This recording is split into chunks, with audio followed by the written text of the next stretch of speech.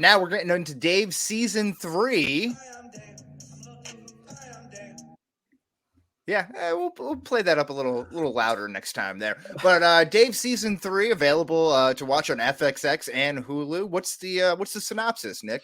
A neurotic mid-20s suburbanite convinced he's destined to be one of the greatest rappers of all time. Now he's got to prove it to everyone else. Yes, this series was created by Dave Bird and Jeff Schaefer, starring Dave Bird as Dave, Little Dicky, Andrew Santino as Mike, who some of these characters we'll get into a little bit there. I felt like they just kind of left you hanging on their Yes. storylines. They weren't really complete storylines there. He had one of them. Gata playing himself as Gata. Taylor Miziak, I believe that's how you pronounce that name, playing the lovable Allie. Christine Coe as Emma, Travis Bennett as Els, Gina Haish as Carol Bird, David Paymer as Don Bird. They're parents of Little Dicky. Don Bird is the worst. Man. He's so annoying. He's great. I think that he plays that kind of like, again, neurotic dad very well. Benny Blanco as himself, who's, again, one of my favorite side characters from this series. And newcomer Chloe Bennett. Playing the love interest Robin, as well as a slew of other cameos played by themselves. That's the great thing. People make the comparison of Curb Your Enthusiasm and Larry David, but for like this younger generation. And it's kind of that. It's like him in the real world. That's kind of what it is, but it's like a fictional him. It is wild though, like the cameos. It's something that we'll talk about, I think, a little bit more as we go along. As for the critics' reception, this received an 8.3 out of 10 on IMDb, 189 split on Rotten Tomatoes, which is not a lot of reviews on that though. That was a low number, but still pretty good representation nonetheless. Yes, I wonder if Dave actually looks at the reviews, and I wonder if it would bother him knowing that. The character would bother. Yeah. Anyways, what is your score in tweet length review, Wes, for season 3 of Dave? Yeah, this is an 87 out of 100. Dave season 3 gets back to its season 1 roots, where in the sense of just kind of enjoying the group hangs instead of focusing on individual characters, and just more good music. It kind of just, there was no rapping in season 2, which was a big disappointment. So all in all, it gets back to season 1 roots and exceeds that, in my opinion. Great cameos and very cringy moments. That's kind of what this series is getting known for.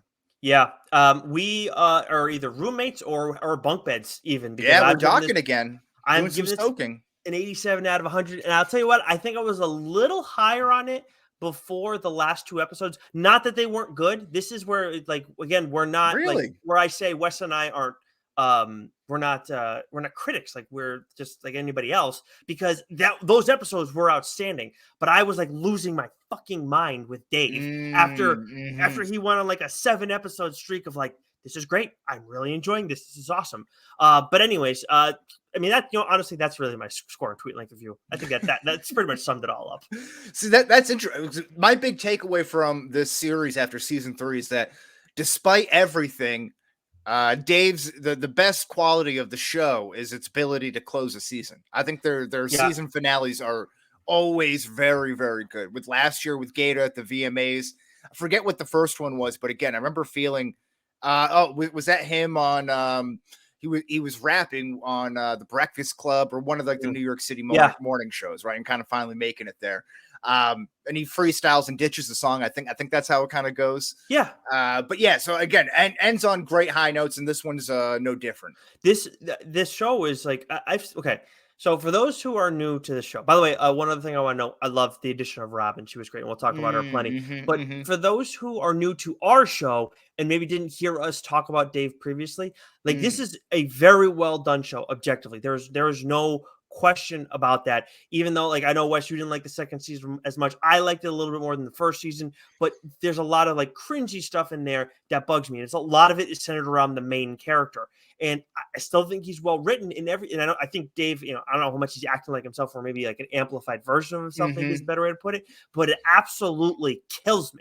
And I'm not saying it's not a good show. It's just like that goes into my grade that I can't stand the character who we spend every waking moment with. There were moments though in this season, like episodes 2 through 8, where like I actually was like, okay, Dave's coming around. Like, holy shit. But I think it was just another character was bringing it out of him.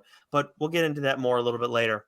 Yeah, and I think where Larry David is good at being an asshole, but in a lovable way, like you almost agree with him on his things that he puts his foot down on. You kind of see where he's coming from. This, I'm coming from the exact opposite angle with Dave, that he's just like very frustrated. It's like, no, don't do this. Yeah, yes, he is. He's extremely frustrating. And like yeah, there's no two ways about it. But this was but there's a lot of there's so much else good in this show in general, especially this season. Like this I don't remember what I gave the second season for a grade. I could probably find it, but this is definitely my favorite season of the three. Yeah, absolutely. Yes, yeah, so we'll hop right into it here. Did this meet or exceed your expectations? I think we might already have our answers. Yeah, it exceeded them immensely because I watched the first one and I was like, okay, again, it's like it's well done and everything, but it was like that was as cringy as it gets. I mean, what's in the first episode? What's going on with where he like goes over to that house party and everything? And yeah, the frat guys, they're just very terrible, very tough. Yeah, they're a tough hang there. Yeah, and then he gets naked and like the whole Texas thing he wasn't vibing with. Yeah, and I was wondering how that was going to work because this is kind of like a kind of a commentary of someone from like an East Coast or coastal elite, talking about middle America. Sometimes it doesn't always go over very well. But it was a decent intro to the episode. It was episode 2 that really got it for me here. But that's what really jumped off the table for me. But I agree. This did exceed my expectations. So this is interesting. So I just found our Dave exit survey for season 2. It was episode 131 for anybody who wants to go back and listen to that. Okay. What do you think you gave season 2? Do you have any recollection whatsoever? 82, 83. You gave it a 93. Did I really? Yes, you did. Oh, wow. I gave it an 83. Wow, 93. I still really liked it. Well, I guess, and this is kind of my thought process going through is like, as much as we talk about how we kind of like what you said, like we're fans of the show and that we like it, even though we're frustrated by it. Yeah. So like, I don't know. I think the moments that stay with you when you're thinking about the show, even if it's in a frustrating way, that's a sign of a good show. So I want to read your score on Tweet Length Review because as much as the score was surprising, there's something else that's I actually really appreciate. Making a sharp turn at the midpoint of the season. Season 2, Dave season 2 pushes all the emotional buttons and leaves you feeling good and wanting more. Though dubbed the Larry David of our generation, little Dicky isn't as much of as lovable as his elder Jewish curmudgeon. But it's funny, like the Larry David thing popping up again. Yeah, there we go. So okay, so I'm just going back into the recesses of my brain and recycling some takes. I like that. No, that's consistency. That's what I know. Yeah. Okay. Yeah. But it's just funny. I totally forgot you said that completely. Of course, maybe I have to go back and watch. I think how it does end on a high. Again, that Gate of VMA performance is really great. So we're doing that a week after the episode. I'm pretty high on this season as a whole. That season 2 was also very Gata heavy. Like obviously the stuff that goes on in Korea is like so uncomfortable in so many different ways.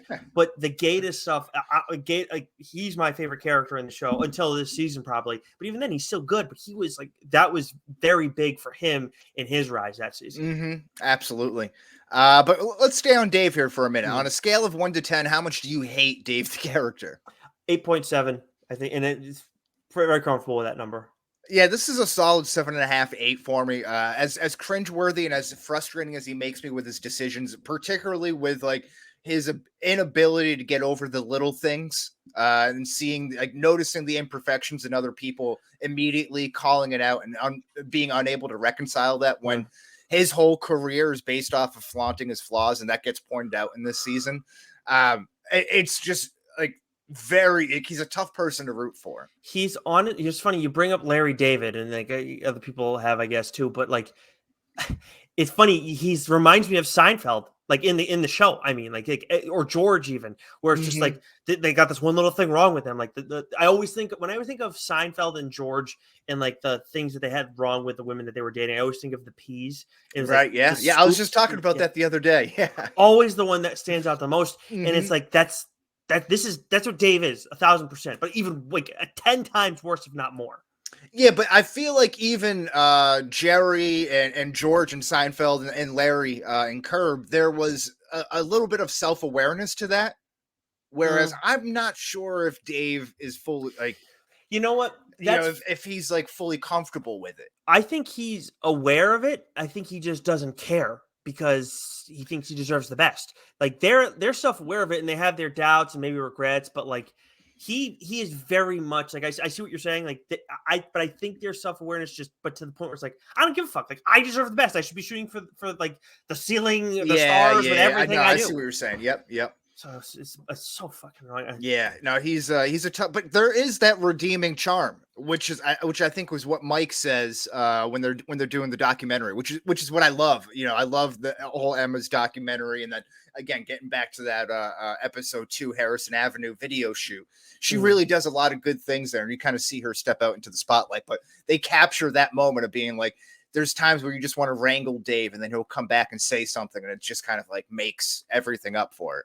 That documentary, it's like I know it was a short thing and whatever, but whoever this like made that, that was so well done. Like I know it's just a short little what was like maybe like a 1.5 minute scene or whatever, but so much was conveyed about Dave in this season, and then like what it showed about him, and then the people that are closest to him, and then what it did with him and Robin. It was so powerful in the course of the show. Like I really enjoyed.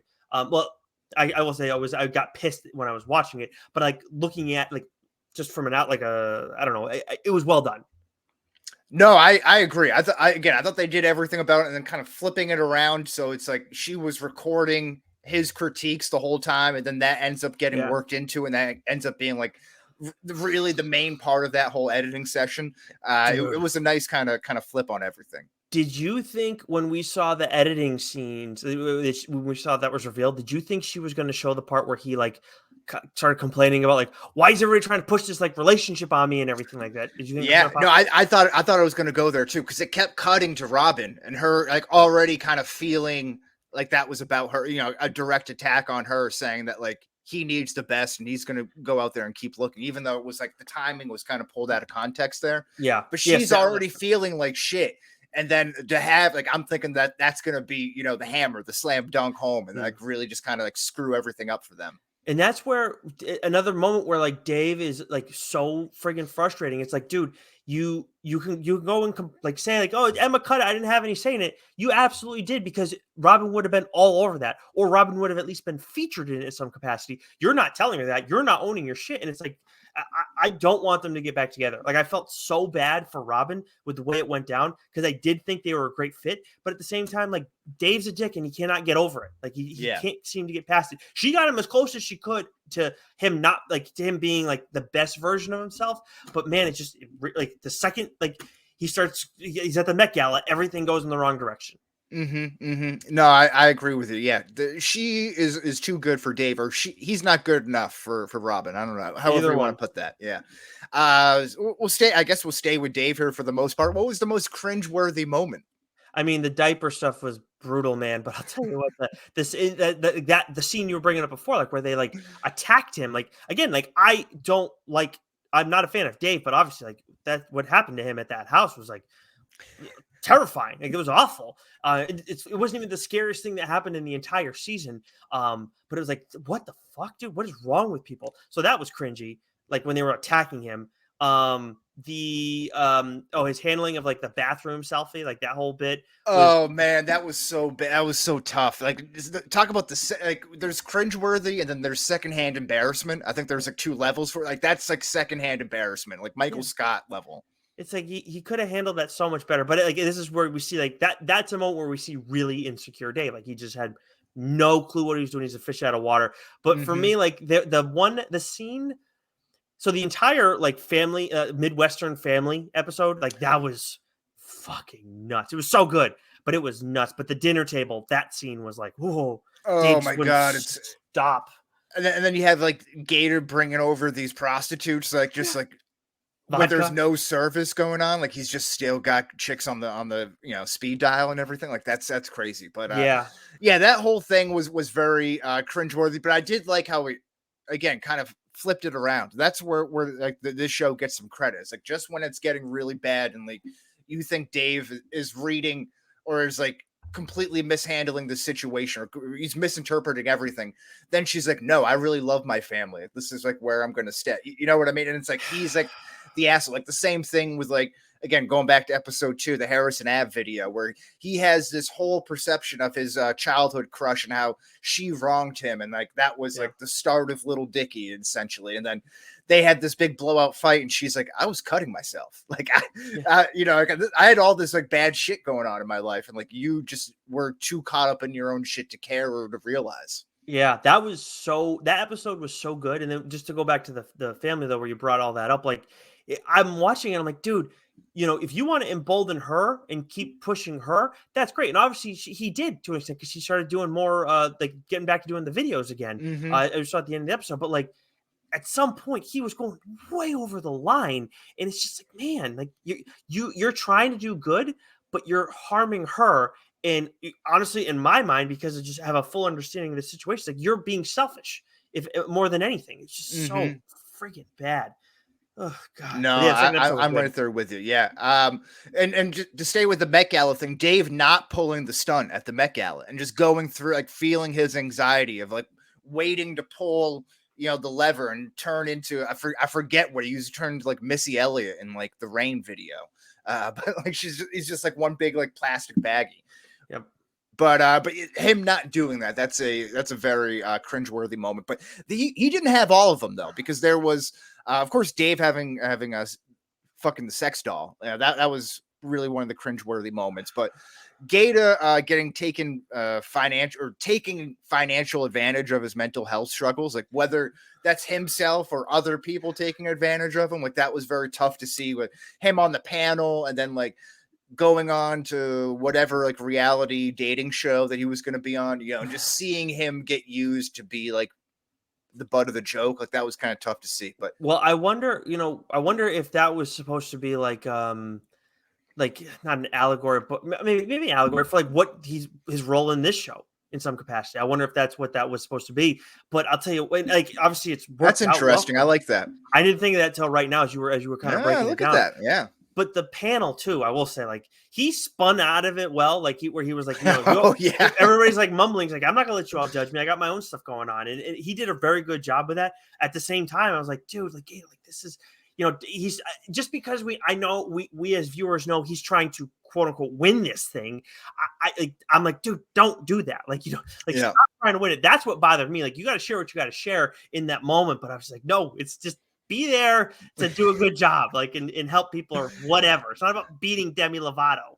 Right, exactly. Yeah, and it's even going to like the Rick Ross episode where he, you know, right when he's about to give, or when he's going to give the chain back, and he's like, it's kind of an awkward early start to the conversation. Then they end up hitting it off, but that early portion, you're kind of like, oh, please go well. This feels so bad. Please go well.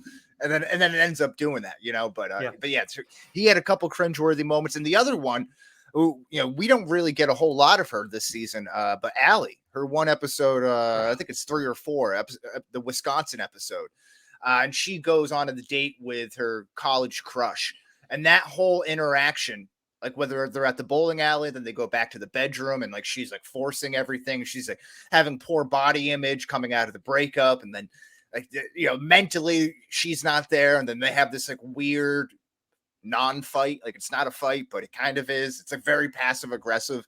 I hated all of that. Yeah, that guy was an asshole. I mean, there's no two ways about it. I mean, he kind of wasn't though. I mean, I don't know what, he didn't really do anything. I think it was just like her doing her own shit. I disagree completely. He was an asshole. Do you really go like? Yeah. Because I think that you're in that moment, and anybody, and whether it's a guy or a girl, and is like, I just don't feel like I can do this. Like, I understand that you were trying to do it, but it's like I can't. Like, especially with a friend, that if anybody should understand it is a supposed friend.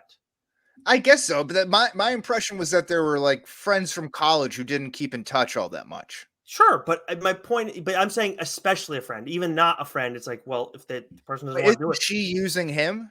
She was, but she decided she said she can't. I can't do this. Yeah, Like, but they didn't do anything. He's just like, I'm just kind of confused by all this, right? That was at least that's how I'm remembering. He was season's probably fresher in your mind. It is absolutely, it definitely is fresh in my mind. Because for those who don't know, Wes watched it episode by episode. I binged the whole thing in the last week and a half or so.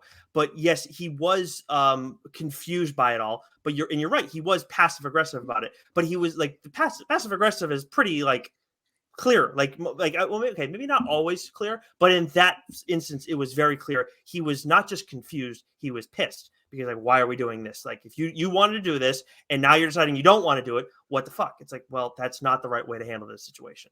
Yeah, I don't know. I don't think he did anything wrong there. I don't know. Well, I guess you were not going to change my mind, and I'm not changing. Yeah, no, I don't know.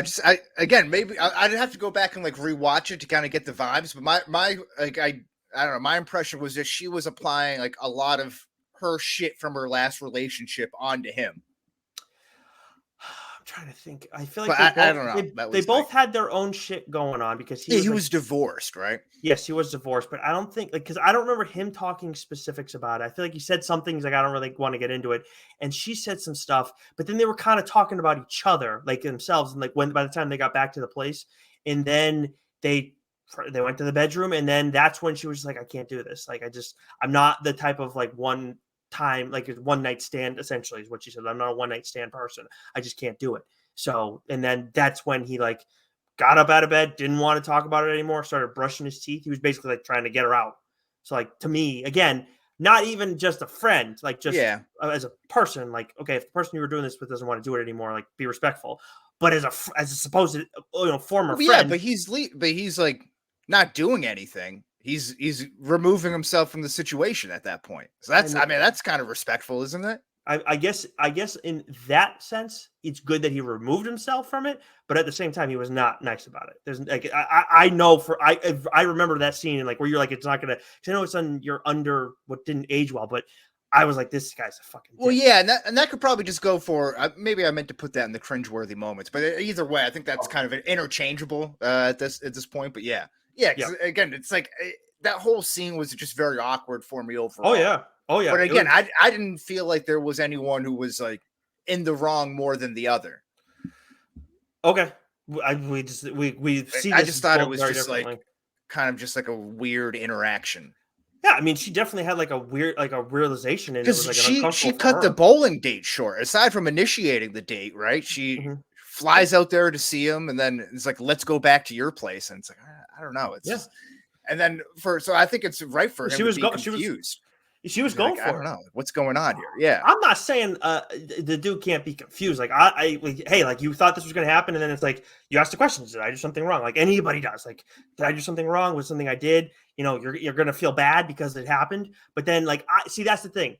I didn't get the feel bad from him. I just got the confused and then passive aggressive pissy. Like that's but I also don't think like. Again, this is my just interpretation of this. They weren't very close friends at this point in time. Not at this point in time. No, you're right. So then, like, she's kind of coming back into his life. They're both kind of looking at each other as a rebound. It doesn't happen.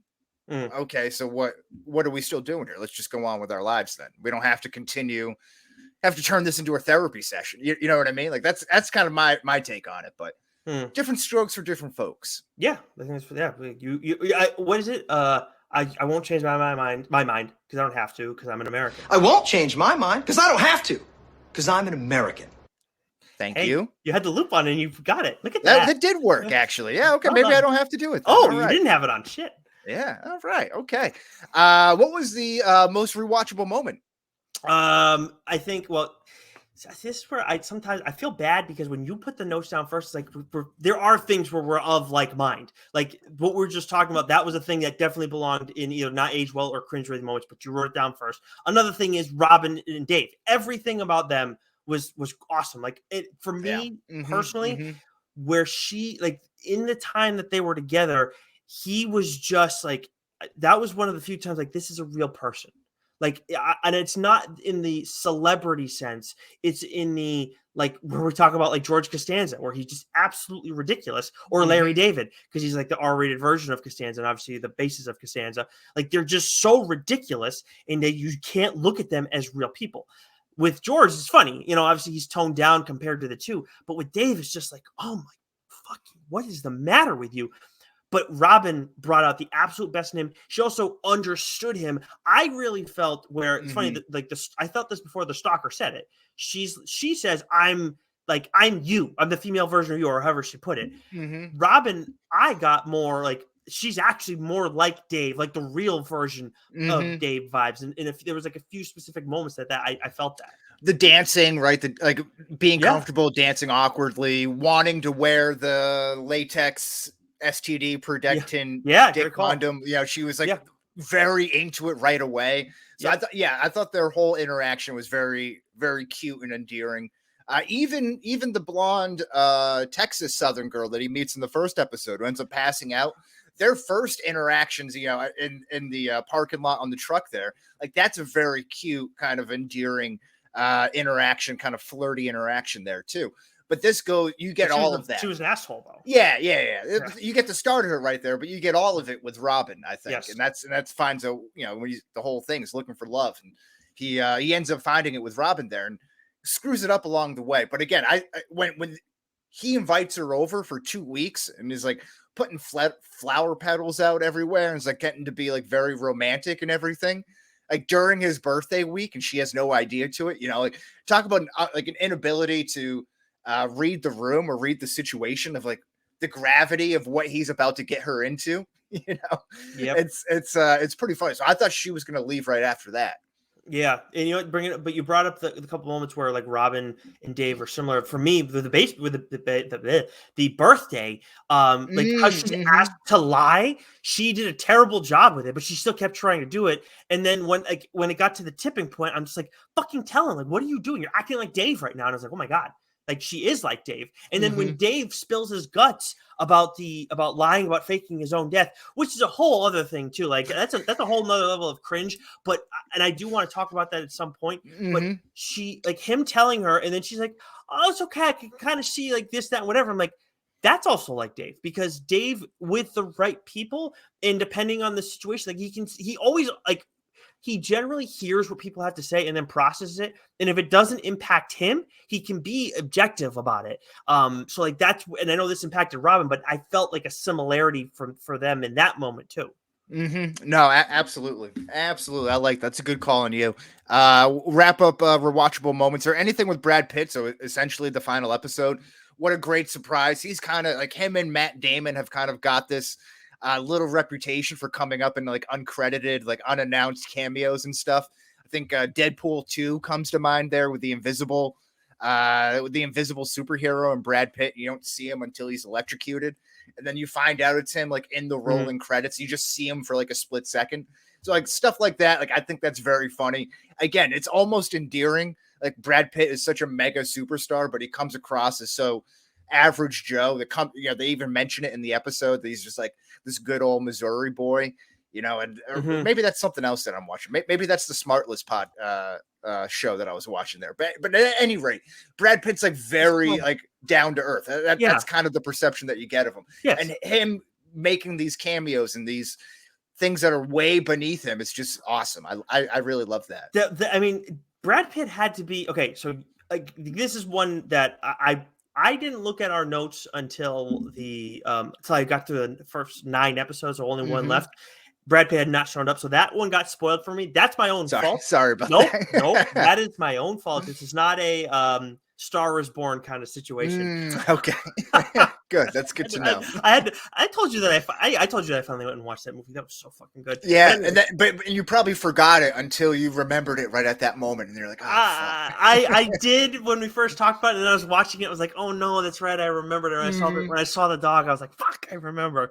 But anyways, but like that. So like the surprise of it, like when I was watching it, got ruined for me. But when I saw it in our notes, I'm like, are you fucking kidding me? And for all the cameos we saw this, him as icing on the cake. It's insane. Do you have a favorite cameo aside from Brad Pitt? Megan Fox and MGK. I did enjoy their appearance. Like they're so far out there, and Lauren's Megan Fox fan. So she's a witch. Yeah, well, so what? But that was very funny seeing those two, and they actually talked too. I was blown away by that. Yeah, I'm not a fan of those two, definitively so. But again, to each their own. I love the Usher, everything Usher had to say in there. I thought Rick Ross was very funny. Let me see. I love Rachel McAdams getting in there, and again, that kind of like underlying joke that gets paid off over a course of a couple of seasons, and then then you're really thinking like, is he going to pull this off? Like, is he really going to get with Rachel McAdams there? So, some of that stuff is very good. Jack Harlow, I thought was kind of funny. That was a lesser played out joke that throughout the course of the season. So I'm surprised too. Now that we're talking about it too. So Jack Harlow was great. That was very funny. And Dave could not have he had his moments, but again, when we got to the bathroom scene, he just fucking turtled against Harlow. I know. But it's funny. We got Megan Fox, we got Machine Gun Kelly, and we got Travis Barker. They're all friends, and then we didn't get Julia's girl. We didn't get Courtney. No, but they were in season 2 or season 1. Maybe not Courtney, but one of the Kardashians. Maybe a Jenner. Okay. Yeah, you know what? No, you're right. It was season 2. I think it was Kylie Jenner. She was at Benny Blanco's house or something like that. But yeah, you didn't get Courtney because they're all like the four of them are like all buds or something like that. That's true. That's a good point. No, they do meet. Maybe in season 1 they hang out with the Kardashians. Maybe, but I know Jenner is it's Kylie. No, Jenner. they do because it was Jenner in season 2, but in Kardashian, it's the Kardashians and it's Courtney too, I think. When he gets invited to a party, I think it's like a party at Justin Bieber's house, and Allie is not invited. Like he doesn't invite Allie. Was that season 1? I think so. Okay, I remember what you're talking about though. That does ring a bell, but I just I get you probably can't get people on multiple times. Okay, so the circle's all complete then. Yeah. It's crazy. It's part of our unanswerable questions, like the cameos in here. So maybe we'll save that for just a little bit longer. Yeah. Oh yeah. What was your favorite episode?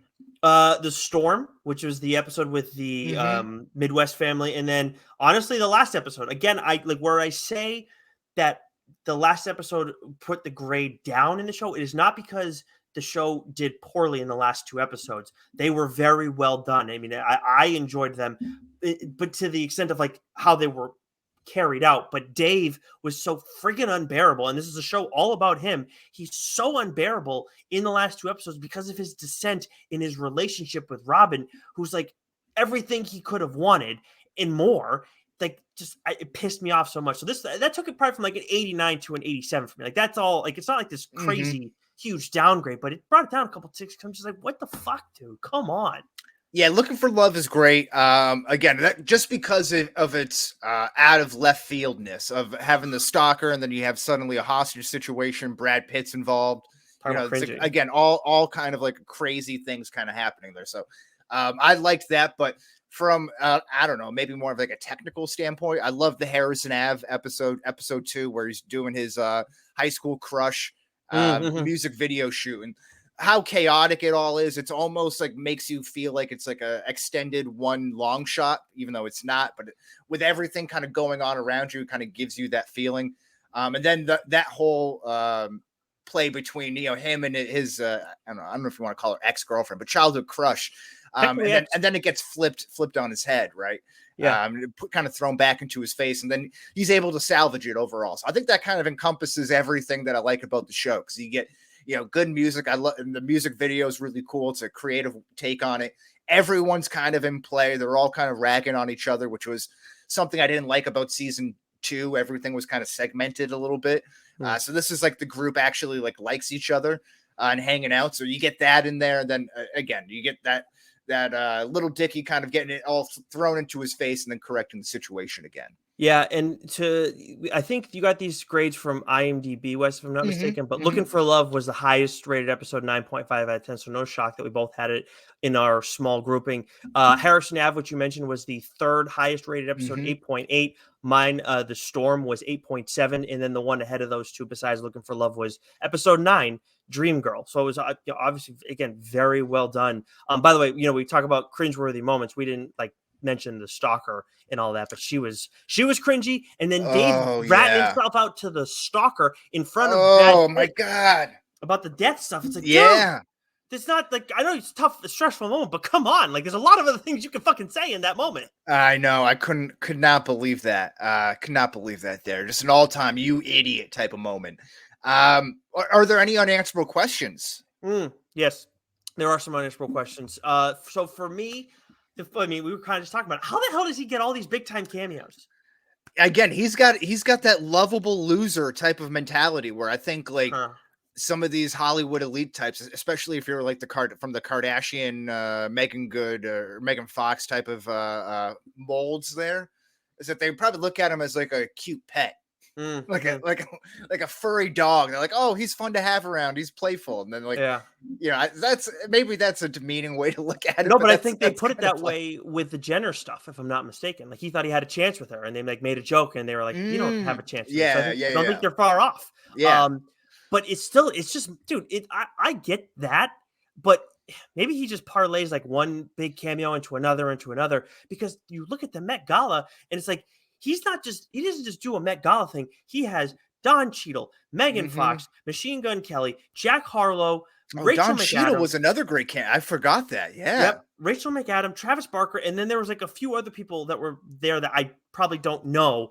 Like because there was like a redhead girl that was in that picture of them, and some other like white dude with like brown hair who I had no clue who he was. So I'm assuming those were actual people. But you have just in that one episode alone, and then you also have Brad Pitt thrown in the mix there. It's crazy. And Rachel McAdams, like those two alone are big. Yeah. Oh yeah. See, again, but that's not real. That's kind of like Dave's MO, like in his rap, like his debut album, one of his songs, like Freaky Friday, I think is one of it. The music video, he has everybody, like all these type of celebrities, like cameoing in his music video. He also, I think it's another one that's like Save the Earth or something like that. Kendall Jenner's, and he's running in those circles, probably with more regularity than we might think. Yeah, I mean, I guess so. So actually, but it's impressive nonetheless. I asked Lauren this, and she didn't understand the explanation I was kind of trying to give, but I think you'll get it. Do you think there's a chance? So I know you said like the whole like, oh, the cute, like, oh, he's so cute. Yeah, of course I'll come on your little show. Like, do you think there's a chance though that maybe that Dave is actually, and also we didn't even talk about, like, you mentioned Rick Ross earlier, but him, Usher, like the people they get on that episode. Oh yeah, yeah. Usher's insane. But do you think there's a chance that Dave is kind of like not directly the comparison I'm trying to make here, but like a man's man or like a player's coach? You know what I mean? Like this, like he's a celebrity's celebrity. You know what I mean? Like people, like the people in that group really like him, even though for the rest of the world, like a comedian's comedian. Yeah, comedian's comedian. There you go. Yeah, I got you. Yeah, I got you. Yeah. I could see that. I can see that for sure. Yeah. He's well liked within the Hollywood circles, but it doesn't really reflect that outwardly. Okay. No, I'm with you on that. I can get behind that. That was the thing I was thinking about, and all this. Like, it's God, maybe that's what it is. But you're like, oh, you're so cute. Like that makes the most sense for sure. I don't know. That's a cynical way of looking at the world. But I don't know. That's just me looking into District 1 of the Hunger Games, right? Like the very rich district. It's like that's probably how they think of people. Kylie Jenner says it, and also I'm pretty sure that Rachel McAdams says pretty much the same thing in the chorus of it all too. Like, oh, you're so cute. I'd do anything for you. All that stuff. Yeah, exactly. All right, so we just came around on it here. I like that. So there we go. I have one more, but why don't you go through some of yours? Well, what happened with Allie's storyline? I love Allie throughout the first 2 seasons. I thought she was one of the more lovable characters in the series. And then they just kind of dropped off. Obviously, with her being the ex-girlfriend and them going on tour, it doesn't really allow for it. But it feels like that she was so well liked. Like they did some sort of like market research and was like, all right, we need to have Allie in here. How do we get her in? So they bring her in for an episode. And then like they kind of like glance back at her in like a flashback scene in the final episode. And she's like kind of in this like what I felt like was a lost place. Like she was like kind of like an unknown area, you know, like she didn't really at a crossroads in her life, so to speak, you know? Yeah. It's a lot of interesting details. And then they kind of just like, and I know it's a, you know, B plots, you get those in stories and everything, but they do just kind of like have this one big finale. And it's like, wait, what? And what sucks. And they make her his foundation, Yeah. head of his foundation. So it felt a little forced to kind of get Yeah. her into the season. And I was like, oh, happy for the character because like she's after what happened to her. But you know what? Like I think they set up like they put it in a good spot. Like because I know you felt the same way about like Mike in his like we kind of hear all these different things going on in his life, but then it just kind of like one other thing happens and it kind of peters out.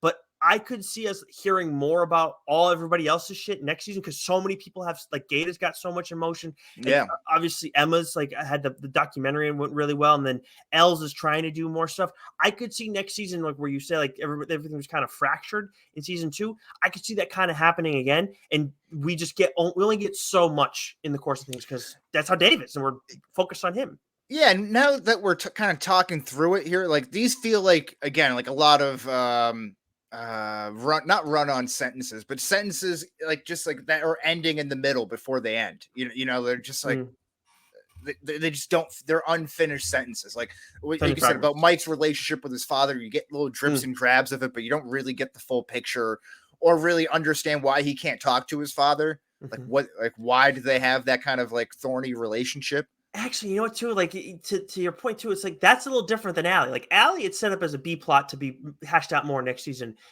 With Mike, we hear about it, and then we don't see much, and then he starts dating the publicist, and then he meets, and then we see him with his dad, and it's like, well, wait a second. You kind of, like, you're just not, that's it. Right. But suddenly they're good with it, and, like, the whole Els being broke thing, like, that kind of came out of nowhere because he was coming off tour being hot shit, so it's like, where did all his money go? He's you would think working on tour with Lil Dicky. So I don't know. It's very weird. Like Emma's not getting paid at all. By Dicky? Yeah. Like, yeah. Everyone's getting taken care of, right? But not her. Apparently brutal. If you were in Dave's position, would you fake your own death? So we got 2 if you're in Dave's position questions for this unanswerable questions. This Yes. is an important one though. So what you know what, Wes? This is a tough one because I watched this and thought to myself, they can do what Mike's proposing and do it in a way that like no one has to know that like they did. Like no one knows, but they could have done it in a better way where it felt like less guilt because you are in the middle of nowhere. This does pop off and you just have to, as a group, say, hey, we are in the middle of nowhere. That is a fact. We didn't have service. That may be partially true. We were trying to figure out our situation. We weren't worried about social media because we were in a life and death situation. All of this stuff, our bus just blew up. You could have handled that in a way where like, maybe there's still a little guilt there, but it's not as like, ugh. So I was really happy when Dave at the end of the episode kind of like just put himself out there in the middle of back in California. And he couldn't do like the 3-day wait that Mike wanted to do. That was insane. But, so would I have done that?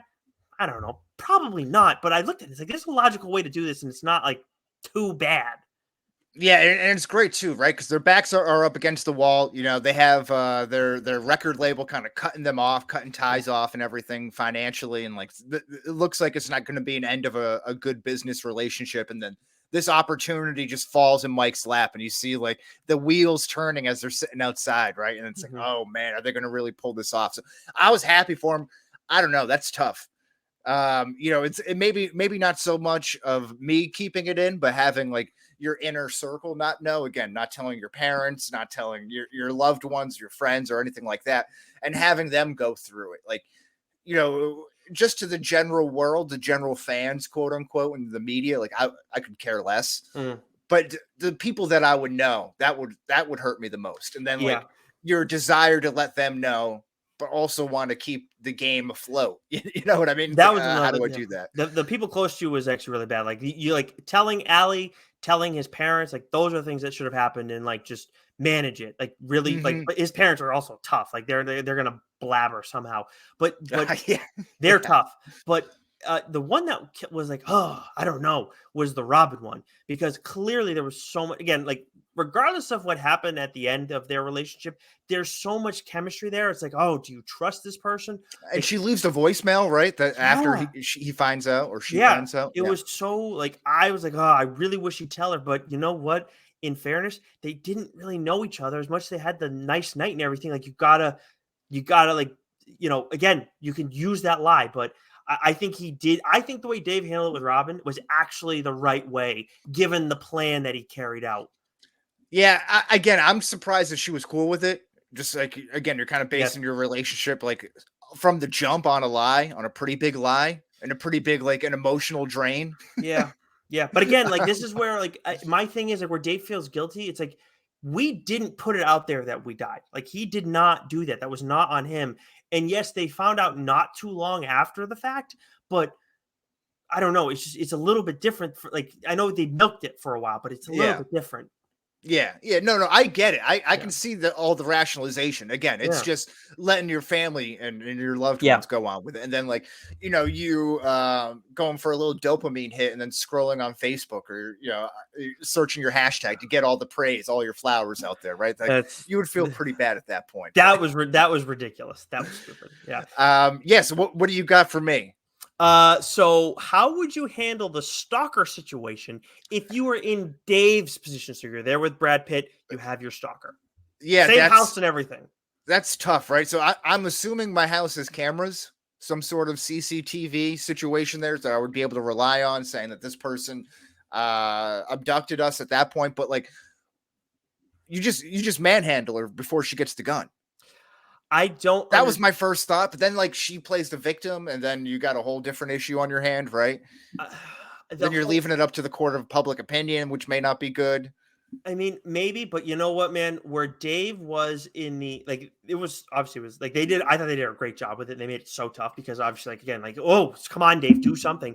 But in the moment where she's vibing with Gaeta, and then Brad Pitt's singing, it's like, dude, this is the time to act. Yes, like, that was the only moment where I was like definitively like you got to do something. You can't just sit there and do nothing. That was I agree. That was the pinnacle point. But I think there had to be a moment before she takes out the gun, before everything escalates, where you're like, all right, get out of here. Yes, there was opportunity to do that for sure. I think if you just try and like nudge her out the door, but at the same time, like it was just weird. Like he tried to get her out and she was like, no. It's like, okay, I'm dealing with an unwell person.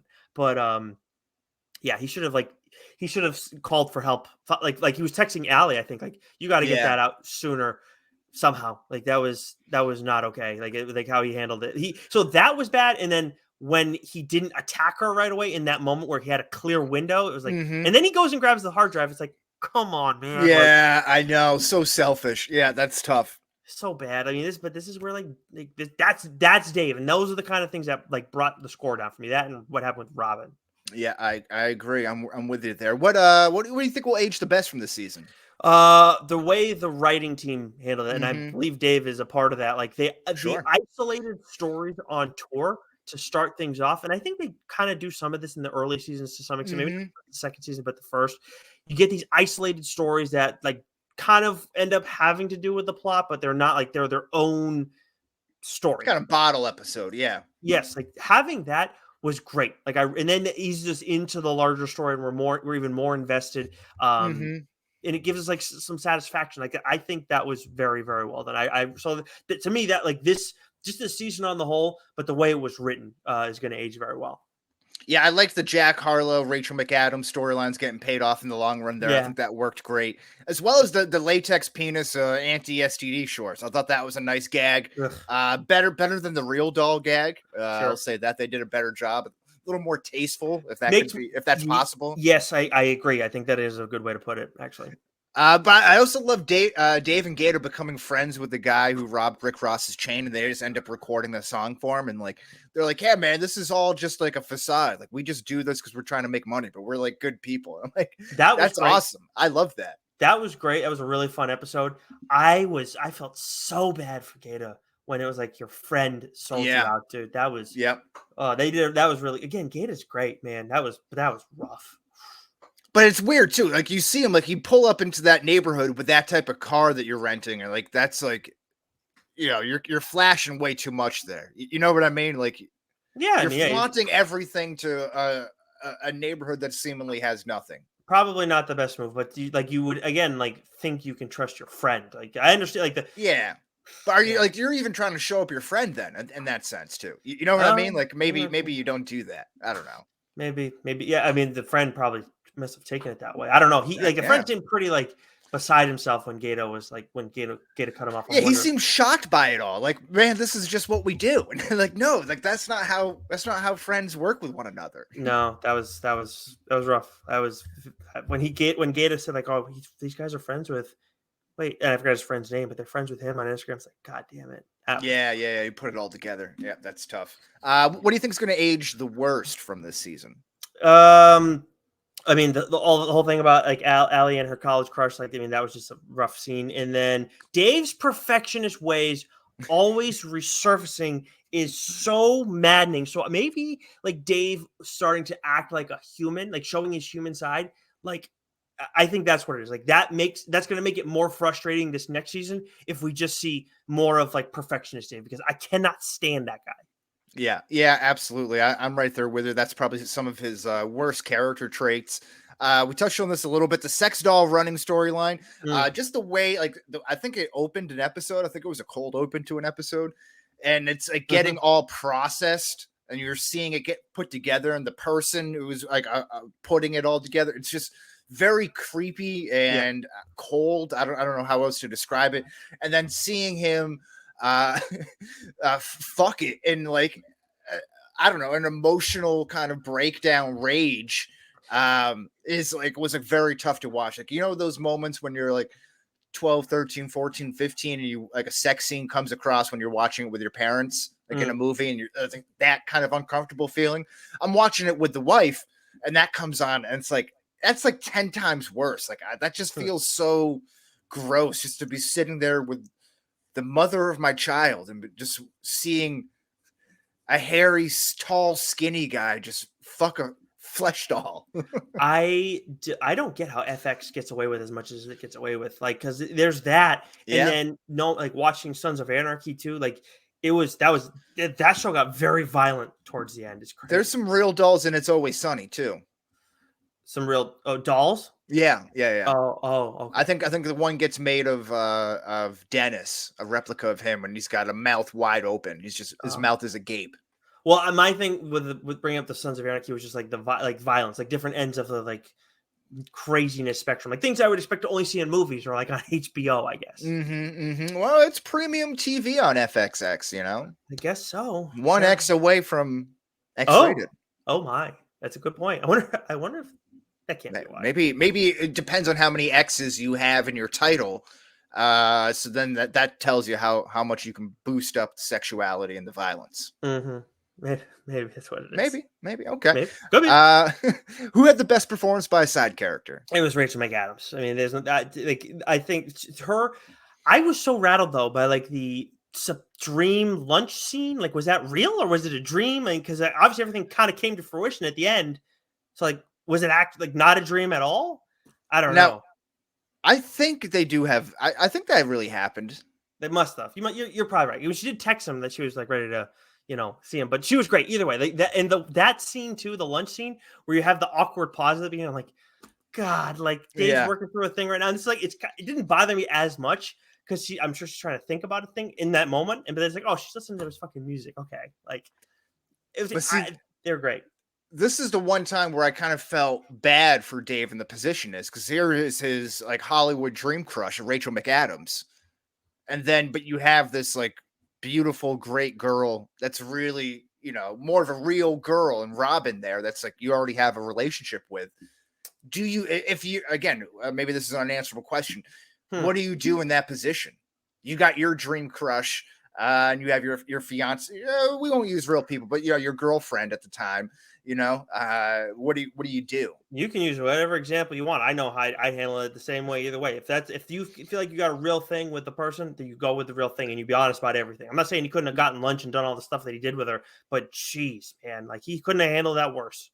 Yeah, it's tough because he was like texting her while he was still with Robin, but the Robin stuff was kind of teetering out at that point. Yeah, because he was because of what you're talking about. It was teetering out because of the Rachel McAdams stuff. Gotcha. And to me, it's like, right. And I'm sorry, my thing is just like, do you really think Rachel McAdams looks at you that way? And this is where he pisses me off because like, oh, I have no problem talking about all my flaws, but it's like, but do you really I don't understand this guy because like if you like he's He's still brimming with confidence despite being supremely average. It's like, to me, it's even beyond confidence. It's a good way to put it, but it's like it's beyond confidence. It's like it is cockiness. It's like, dude, you have like, come on, like you just because you've had this, like you've put her up on this pedestal. Do you really think like you're gonna like be right about this? And also, too, this is where like sometimes like he's good about some of his fans. Like I think the girl's name was Megan, the girl from like the Midwest town. But it's like some of these people, like they're all about getting with him and like being with him, all stuff. It's like, dude, Dave, you're like, again, is that supposed to be like an allegory or whatever for like how you are with all these celebrities that you try and hang out with? Because he's always trying to reach and go above and beyond, like with all this different stuff. That's interesting. I like that. So it's just like, dude, what the fuck, man? So like to have it happen with Robin was just the most frustrating thing at all, because she was she's the best character this show has had besides Gaeta. I'm with you. I think Allie, I really like Allie's character a lot too. But yeah, I'm right there with you. I think I agree with you. Benny Blanco is one of my favorite recurring side characters. That popped up big in season 2 there. I think he's funny. I think he's a character. He's funny to look at. So Chuck. Chuck. Yeah, he's like the Cosmo Kramer of the group. No. I'm gonna stop you right there. Get out. No. But for like maybe one off, Brad Pitt and Usher, they were both great. Yeah, Usher showing up. Like, what? Usher and Brad Pitt. Yeah, nobody calls me sweet twice, right? Is that what he said? Something like that. Something yeah. Like that. Yeah. Oh my god. Yeah. Who lost the season? Let's see. I mean, Dave, because he loses Robin, and then he looks so soft in that last episode next to Brad Pitt. It was like trying to get them out of this situation. It's like I know Brad Pitt's trying to make Dave like carry out the act, but at the same time, he is trying to come up with solutions. And then also like Dave, the biggest thing though is like, and this kind of ties into Robin. It's like, he goes and is like, oh, I don't care about celebrities and all that stuff. Like I care about real people, real things, real relationships. And I get with the Met Gala thing, like that's kind of like an amplification of that. That wasn't where it bothered me most. It was more about what happens with Robin and then how he just gets so caught up in the Rachel McAdams stuff. Like, right. No, I'm right there with her. Walking contradiction there. It's tough person to like. I think Allie lost the season, not from the standpoint of anything other than like, I just feel like they kind of did her wrong. Like she got kind of pushed into this. It felt like kind of shoehorned in, and it just didn't really work. I love the character, love the actress, but just I don't know, didn't play out for me. They gave her a rough storyline, man. Like what happens to her is brutal. Because then you also think by the end of it, like, does she still have feelings for Dave? Does she not? I thought that, yeah.